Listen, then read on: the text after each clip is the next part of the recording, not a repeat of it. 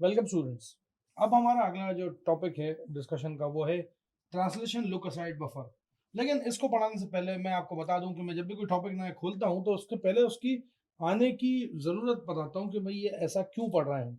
तो अगेन वही translation look aside buffer को तो आप असाइड करिए और पहले देखते हैं हम कि ट्रांसलेशन लुक असाइड बफर आया कैसे। तो देखिए, हर एक ऑपरेटिंग सिस्टम जो होता है उसकी अपनी अपनी मेथड्स होती हैं पेज टेबल को सेट करने की, पेज टेबल को बनाने की।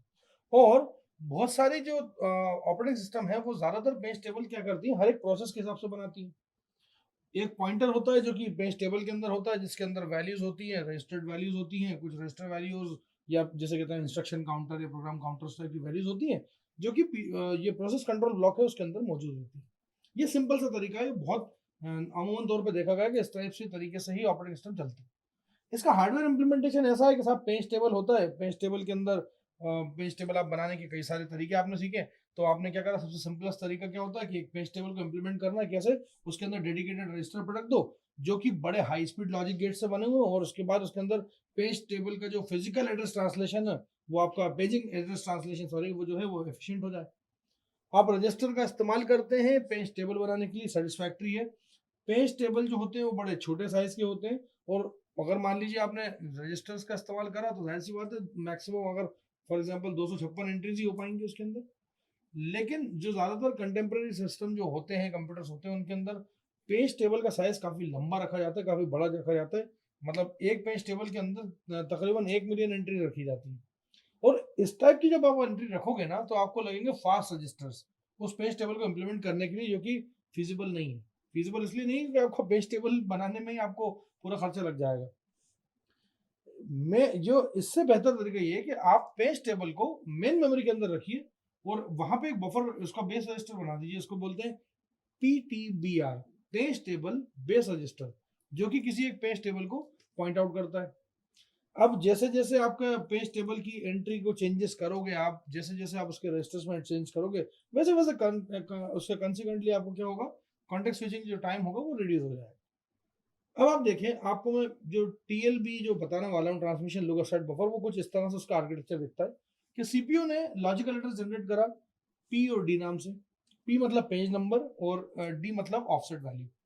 हमने क्या करा कि टीएलबी नाम की एक अलग से एजेंसी ले रखी है, उस टीएलबी के अंदर भी पेज नंबर और फ्रेम नंबर लिखा हुआ है, जैसा कि नॉर्मली होता है हमारे पेज टेबल के अंदर। तो पहले हम देखेंगे कि जब भी कभी पेज लॉजिकल एड्रेस आएगा तो हम सबसे पहले टीएलबी के अंदर चेक करेंगे। अगर वो मिल जाता है तो उसे बोलेंगे टीएलबी हिट, और उसके बाद उसका फ्रेम जनरेट कर देंगे। और अगर नहीं मिलता तो हम सीधे सीधे क्या करेंगे, हमें फिर तो जाना ही पड़ेगा पेज टेबल की ओर, मेन पेज टेबल जो है, जो कि मेन मेमोरी में रखा हुआ है, उससे जाके फ्रेम नंबर निकालेंगे। फ्रेम नंबर निकालने के बाद फिर वही जो काम होता चला आ रहा है वही करेंगे। अब ये तो हमने आपको सॉल्यूशन बता दिया, लेकिन असल में इस सॉल्यूशन तक पहुंचने के लिए जो प्रॉब्लम थी, ये प्रॉब्लम ये थी कि एक्सेस जो था, मेमोरी का एक्सेस जो था, वो काफी ज्यादा टाइम ले रहा था। और यहाँ पे अगर ये चीज आप जो अभी आपने देखी वो अगर नहीं करे होती तो हम वही सेम पुराने उस पर चले जाते कि मान लीजिए आपको लोकेशन आई को एक्सेस करना है, तो आप सबसे पहले उसका इंडेक्स फाइंड आउट करें पेज टेबल के अंदर। ठीक है, फिर पीटीबीआर की जो वैल्यू ऑफसेट वैल्यू को फाइंड आउट करें, जो कि पेज नंबर आई के लिए है, मतलब page number for that particular i. ठीक है, आई लोकेशन। फिर ये टास्क क्या होता है कि ये काफी मेमोरी को एक्सेस करवाता, फिर वो फ्रेम नंबर ढूंढता, फिर वो कंबाइंड होता, फिर ऑफसेट वैल्यू से जुड़ता, फिर जाके एक्चुअल एड्रेस मिलता। इससे बेहतर ये है कि अगर आप इस तरह की जो चीजें आ रही हैं बार बार जो एक्सेस में आ रही हैं, उनको टीएलबी में रखो। तो यहाँ पे क्या है कि दो तरह की, फिर आप जो पुराना अप्रोच थी वो क्या थी, दो तरह की मेमोरी एक्सेस ले रही थी। वो जितना मेमोरी एक्सेस लोगे उतना नुकसान पहुंचेगा आपको। तो दो तरह की मेमोरी एक्सेस ले रही थी, जिसके अंदर एक तो पेज टेबल एंट्री ढूंढने में लग रही थी और एक उसका बाइट एड्रेस ढूंढने में लग रही थी। तो यहाँ पे ये दो फैक्टर से इसको स्लो कर रही थी, जिसका हमने स्टैंडर्ड सॉल्यूशन निकाल दिया कि एक स्मॉल पीस ले लिया, उसमें फास्ट लुकअप हार्डवेयर कैश लगा दी, उस फास्ट लुकअप हार्डवेयर कैश का नाम दिया translation look aside buffer, TLB. TLB जो है एक एसोसिएटिव और हाई स्पीड मेमोरी है, जिसके अंदर आपने क्या किया कि दो पार्ट्स में उसको तोड़ दिया, उसमें एक की लगाई और एक वैल्यू लगाई। की को हम टैग भी कहते हैं कभी कभी, और एक वैल्यू वैल्यू लगाई उसकी, जो उसकी टैग की पर्टिकुलर वैल्यू है। टीएलबी को यूज करने के लिए पेज टेबल के अंदर कुछ नहीं करा, वो हमने अभी जो डायग्राम में दिखाया कि लॉजिकल एड्रेस आया, सीपीयू ने जनरेट करा, उसके पेज नंबर से उसको टीएलबी रिप्रेजेंट कर दिया। If it is found, if it is a match, तो हमने सीधे सीधे क्या कर दिया, उसका एक्सेस दे दिया मेमोरी को। अगर मिस हुआ तो कोई बात नहीं, हम उसको जैसे करते आ रहे थे तरीके से वैसे करता। एक्चुअल में कर क्या रहे हैं हम, टीएलबी लगाने से हम तो अपनी प्रोसेस को थोड़ा और बेहतर बनाने की कोशिश कर रहे हैं।